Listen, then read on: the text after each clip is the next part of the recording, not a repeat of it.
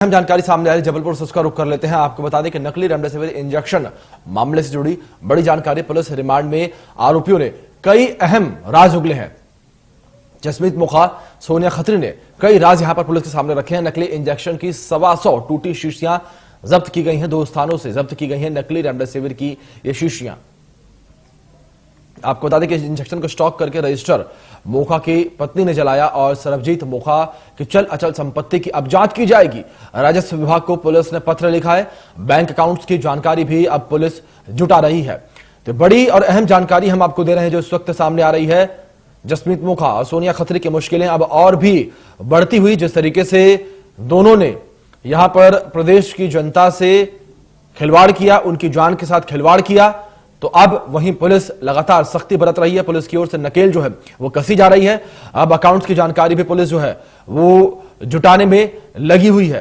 तो बड़ी जानकारी आपको दे रहे हैं जो इस वक्त सामने आ रही है। जिस तरीके से ये पूरा मामला सामने आया, तो वहीं अब दोनों ही आरोपियों ने पुलिस रिमांड में कई अहम राज जो हैं वो उगले हैं। कई अहम जानकारियां पुलिस को इस पूरी रिमांड के दौरान मिली हैं।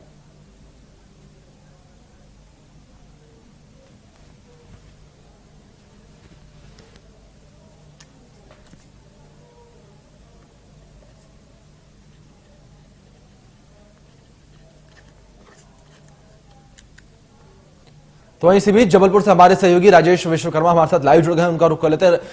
राजेश जी, जिस तरीके से इस वक्त प्रदेश में जबलपुर में लगातार पुलिस जो है वो एक्शन मूड में है और लगातार तमाम जो सच हैं, जो राज हैं, वो निकलवाने की कोशिश यहां पर की जा रही है, तो क्या कुछ अहम सुराग पुलिस के हाथ अभी तक लगे हैं? पूरी विस्तार में जानकारी दीजिए जी।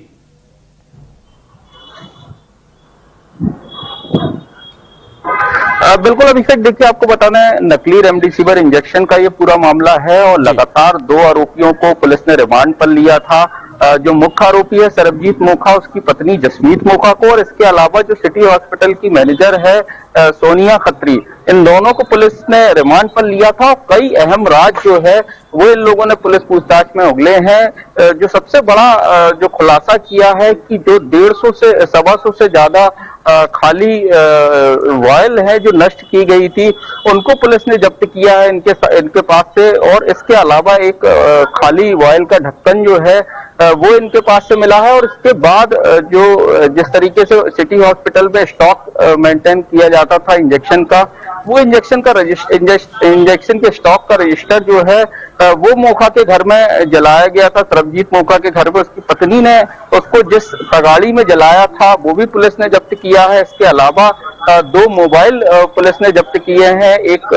3 मोबाइल पुलिस ने जब्त किए हैं, जिसमें 2 मोबाइल सोनिया खत्री के हैं, 1 मोबाइल जो है वो आरोपी की पत्नी जसमीत मोखा का है। तो लगातार पुलिस जो है पूछताछ कर रही है। आज चूंकि रिमांड खत्म हो रही है, आज कोर्ट में दोनों आरोपियों को पेश किया जाएगा, क्योंकि पहले भी कई आरोपी इस पूरे मामले पर गिरफ्तार हो चुके हैं, जिनसे कई अहम खुलासे हो चुके हैं। इसके अलावा जो अस्पताल का दवा मैनेजर था देवेश चौरसिया, जो कि आरोपी है, उसने भी कई खुलासे इस पूरे मामले पर किए थे, जिसकी निशानदेही पे कई आरोपियों से भी पूछताछ चल रही है।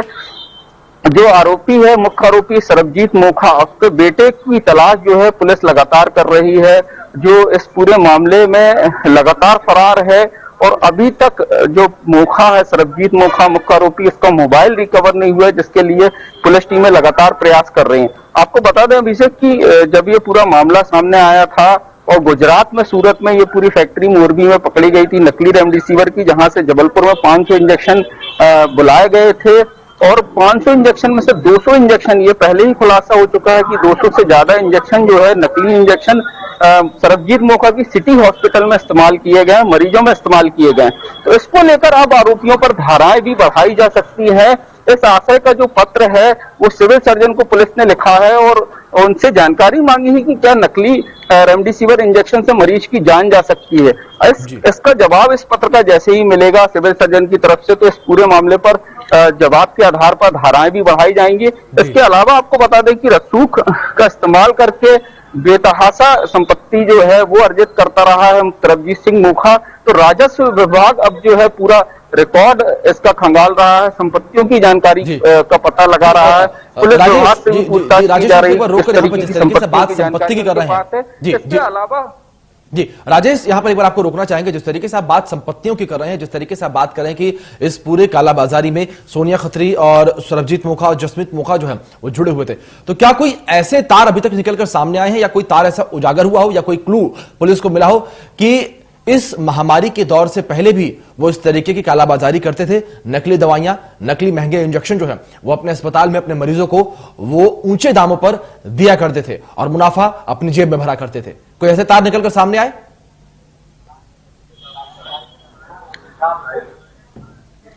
पुलिस देखिए अभिषेक, पुलिस की जो पूछताछ में सामने आया है अभी तक जो है वो 23 अप्रैल और 28 अप्रैल को 2 बार गुजरात की जो कंपनी थी जो नकली रेमडेसिविर इंजेक्शन सप्लाई करती थी उससे 2 बार केवल इंजेक्शन बुलाने की जानकारी अभी तक पुलिस पूछताछ में आरोपियों से निकल कर आई है।